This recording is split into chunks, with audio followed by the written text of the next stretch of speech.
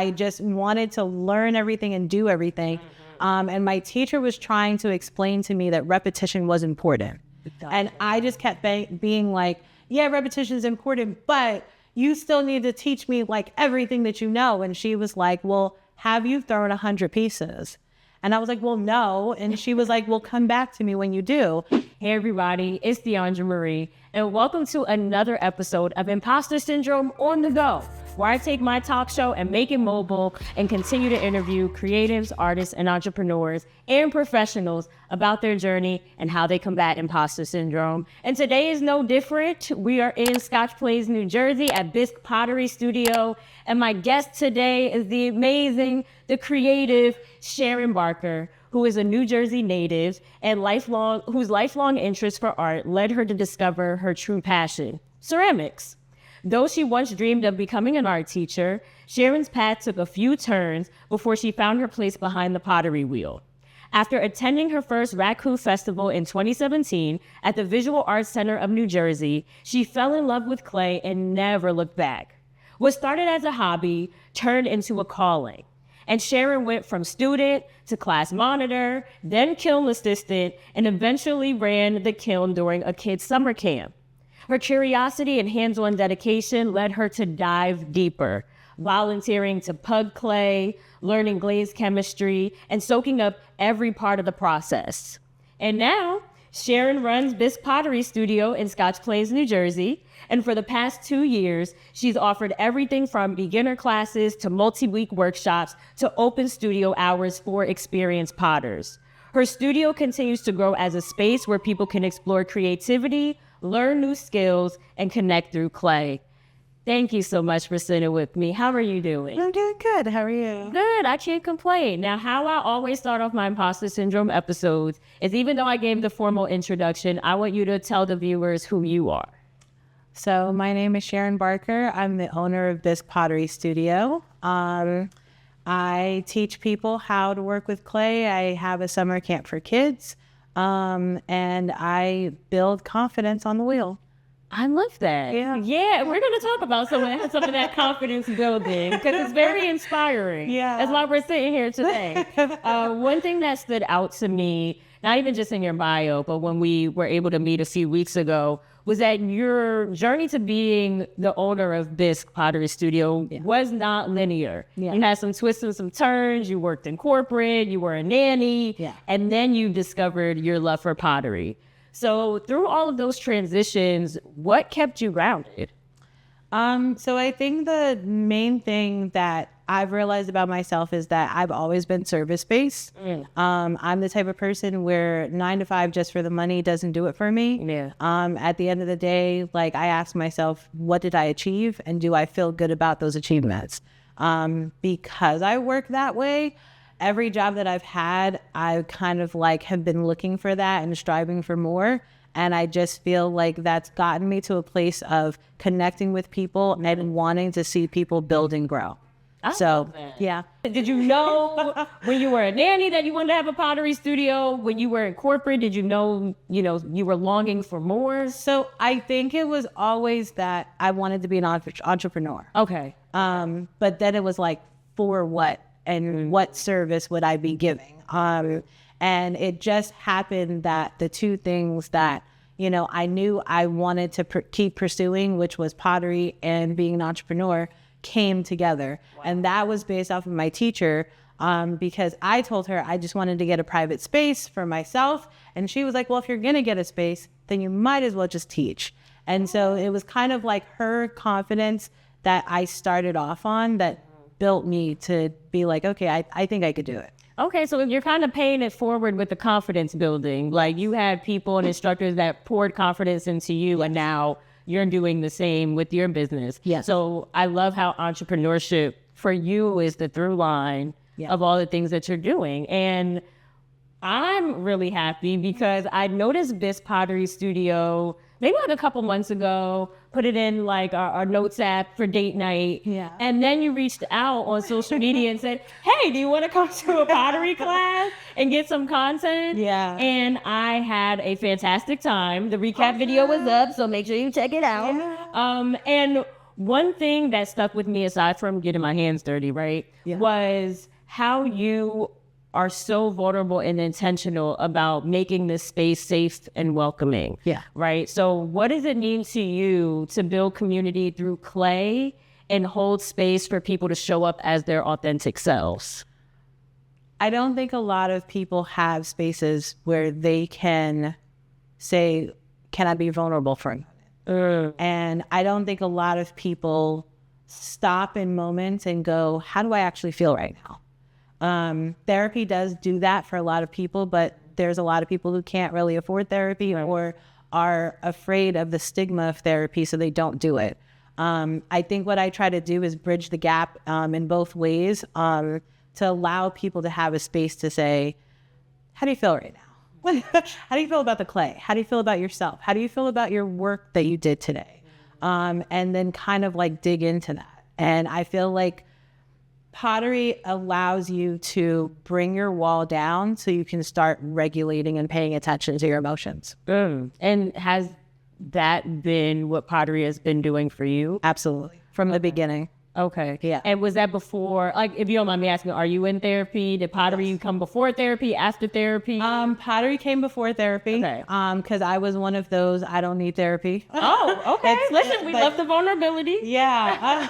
I think I was, it was, there's too much and I don't want to dig that deep, and it would be too hard.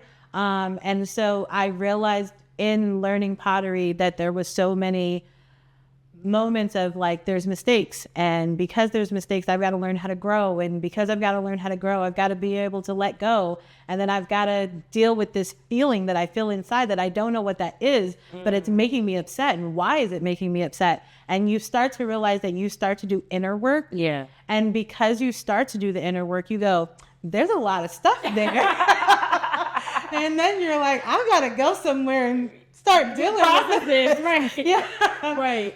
So I think it started allowing that that motion of I need to talk to somebody. I get you. Yeah. I get you. And I feel like I can be very metaphoric and symbolic. It's almost like that's how the clay is. Like you start out with like this. Yes. And then you got to like shape it and mold it and work through whatever you're working through to make whatever it is this is going to be. Absolutely. And, stick with it. And real quick, I know you mentioned during our content creation class that you wanted to be good really quickly. Yeah. And you had someone tell you, well, did you take 100 classes? And that's kind of what helped you reframe. Can you just talk about that a little bit? Yeah. So when I was trying to get into pottery, I was not good at it at first, and I really wanted to be. And for me, it was just like, I need to understand it. I need to get good. So I just wanted to learn everything and do everything.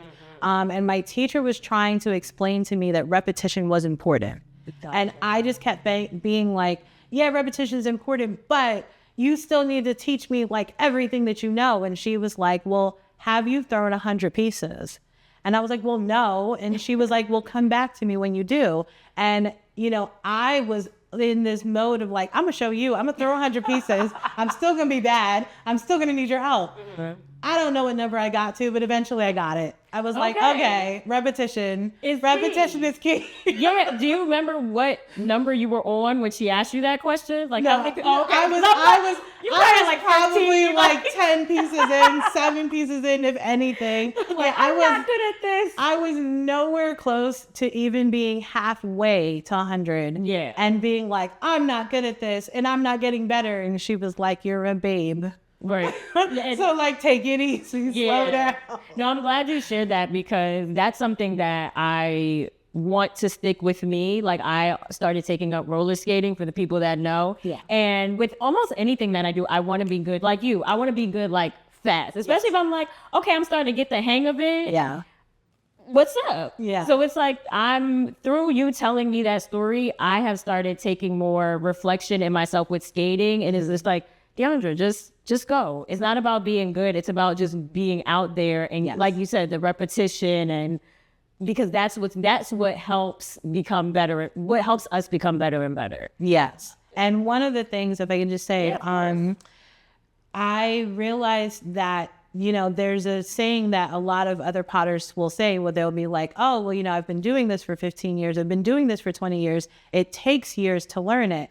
I don't necessarily believe in that, but I do believe that it is a relationship that you need to cultivate, and you need to understand how much do you want to put into that relationship, because I've only been doing this for 8 years, Right. and I'm at the level of people who've been doing this for 20 or 30 years. But that was because I said, I really want to cultivate this relationship. I'm going to get to know clay on an intimate level until I really understand it. And I put in the work. I don't know that's what. She put in the 5,000 hours, okay? So I'm about to put in 20 minutes, and Sharon is we're gonna do a quick little demo.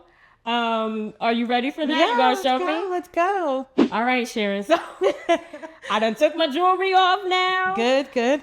Tell me what we're about to do. Okay, so we are gonna open up this solid piece of clay and, form it into a cylinder. Okay. So what we're going to do first is we're going to get our wheels to spin. So we're going to push our pedal and get it spinning just slightly. That's a good speed. Oh, I love that it stays like that. Yes. And then we're going to wet our hands, and we're going to put our thumbs together, and we're going to open up the middle of the clay because it's all solid. So we want to go down into the clay. As it's getting dry, you're just going to wet your thumbs if you need to and keep pushing down. Cool. Good. We should be close to the bottom. You're good. Yep, just keep pushing down. Every time it feels dry, come out slowly and wet your thumbs. Very good. I think I'm Oh, yeah. Just a little bit Okay. more. Just a little bit more, and you're right there. Perfect. So now we're going to open it up. So now we're going to take those thumbs and we're going to pull out, elbows down, and you're just stretching the clay nice and slow. Okay. Now, while we do this, I do want to ask you something. Yes. Do you see parts of yourself in your students, whether they're beginner or experienced? Absolutely. Okay.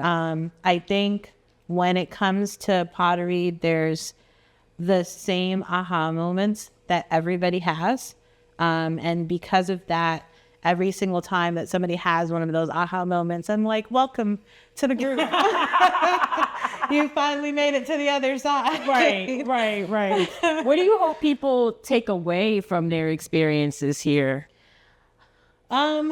I really want people to learn more about themselves, to do more self-reflection, whether it's realizing that you love pottery, whether it's realizing that pottery is still difficult for you and maybe you don't like that difficult process, but then asking yourself, where does that frustration come from? And where does that feel of like wanting to give up come from? And, embracing that, because all of those things teach you something, whether it's a positive or a negative. These all help you understand yourself and do more self-reflection. Is that what maybe have led you to go to therapy? Just that deep thinking and whenever you felt frustrated on the wheel? Yes. Okay. I think it allowed me to realize, so we're going to pull up now. We're going to take our sponge and we're going to start working on the inside. Gotcha. I think it allowed me to realize that there was things that I was feeling inside that I didn't know what it was, and I didn't know how to create the words for it. And I could feel it through pottery, through the frustrations that I was going through when I was trying to get better at making pieces. And when I was struggling, and feeling like I wanted to quit and feeling like I wasn't getting it, those things brought up the feelings of like, there's something deeper there. There's something that I'm not paying attention to in my life. There's something I'm not happy about. And I was able to realize like it's more than pottery. But at least now I recognize it. Now I can go and find out what it is. I love that. So do you feel like pottery led you, I know you're saying pottery led you to therapy. Do you feel like therapy has made you a better potter? Yes. Because I've let go of perfectionism. I also, my therapist likes to point out the things that I don't notice. Like she says that I treat pottery as though it's a religion.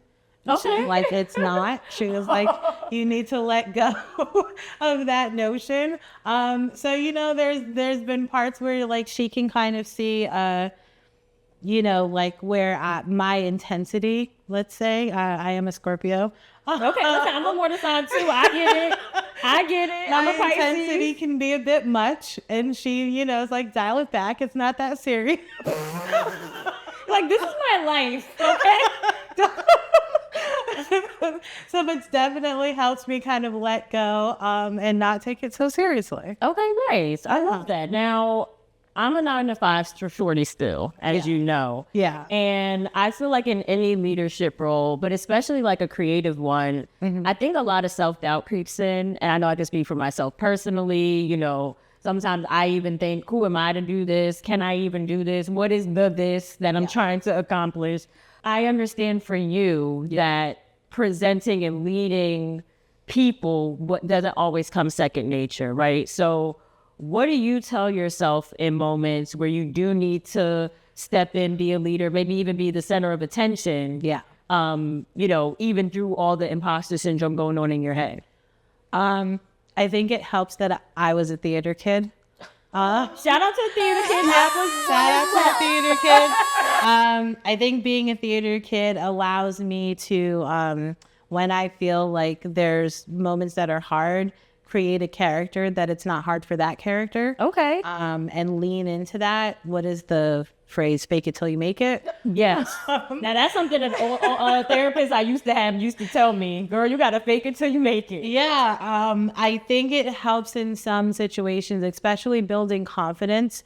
I think leaning on the confidence of others or faking it till you make it to be able to build confidence is a good thing because it starts to put you in a position where you almost feel what confidence feels like before you feel like you have it. And so then when you start actually genuinely start feeling it, you go, oh, I am confident in this. Yeah. I get you. I love that. Yeah. If like right now, you feel like you're a character?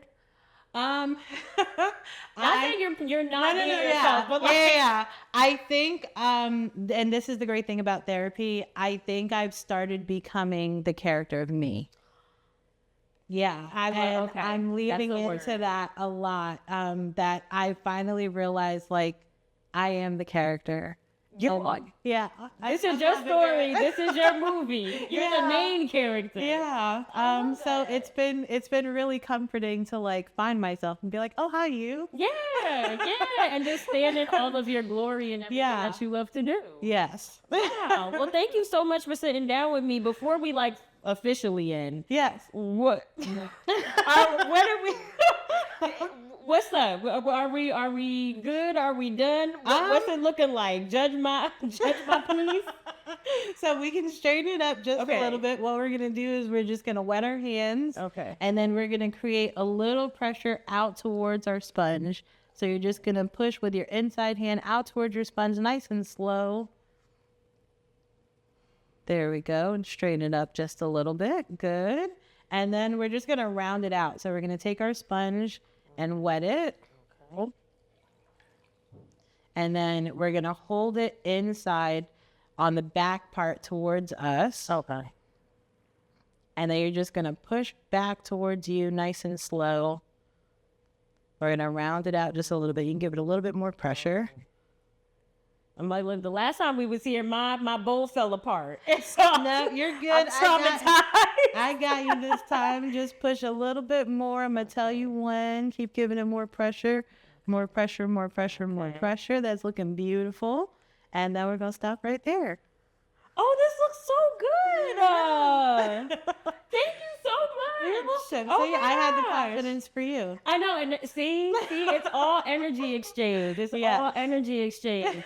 Thank you so much, Sharon. And I know this is something you can look forward to when taking a class here at this pottery studio. So yeah, thank you for being vulnerable once again and sharing more about yourself and your love for pottery and how you continue to inspire others with your own vulnerability and confidence. So please let the viewers know how they can get in touch with you, how they can take classes here. Let everyone know how they can keep up. So everything, you can find me on Facebook, Instagram, TikTok is Bisque Pottery Studio. So BISC Pottery Studio. And then email is bisquepotterystudio@gmail.com. And the website is Bisque Pottery Studio. Awesome. I'm gonna throw one more question in there. Yep. What does BISC stand for? So thank you for asking that, because I am a nerd.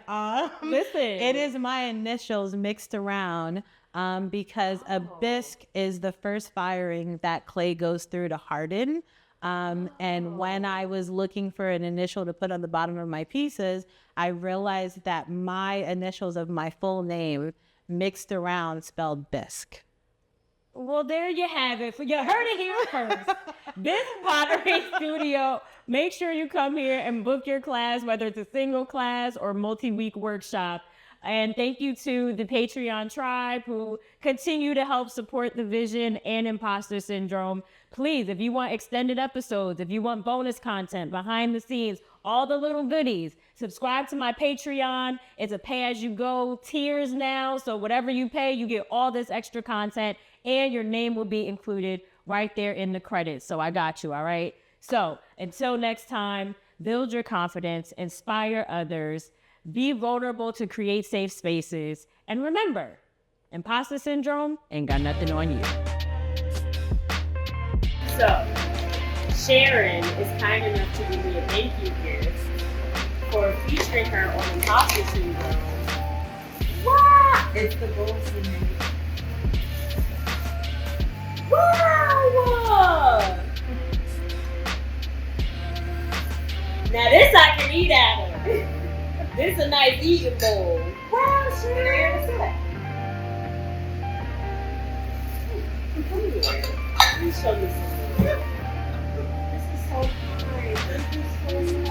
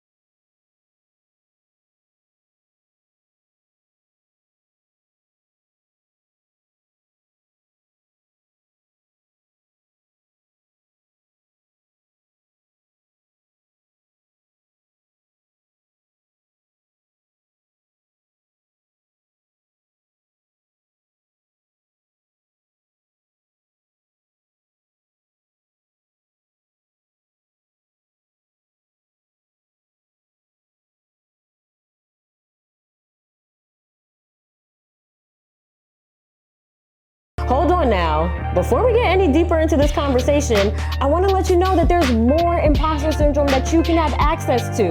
We have extended episodes, outtakes, funny bloopers. You don't want to miss it, but you have to join our community, all right? So click that link in the description and you'll get some more Imposter Syndrome.